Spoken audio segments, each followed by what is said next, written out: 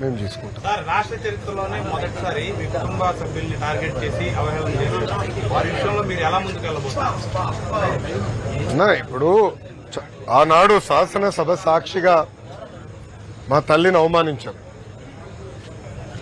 అది తట్టుకోలేక చంద్రబాబు నాయుడు గారు ఆనాడు శపథం కూడా చేశారు. మళ్ళీ ముఖ్యమంత్రిగా ఈ సభలో అడుగు పెడతానని ఆనాడు చెప్తాం జరిగింది.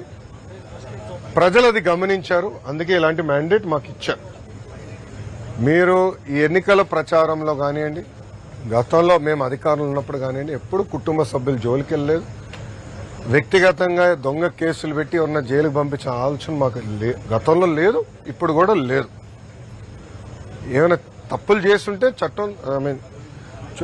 చట్టాలు దాని పని చేసుకుంటూ వెళ్తాయి తప్ప మేము ఎక్కడ ప్రజల్ని ఇబ్బంది పెట్టాలనో వైకాపా నాయకులపైన కక్ష సాధింపు చేయాలనేది మా ఆలోచన కానే కాదు.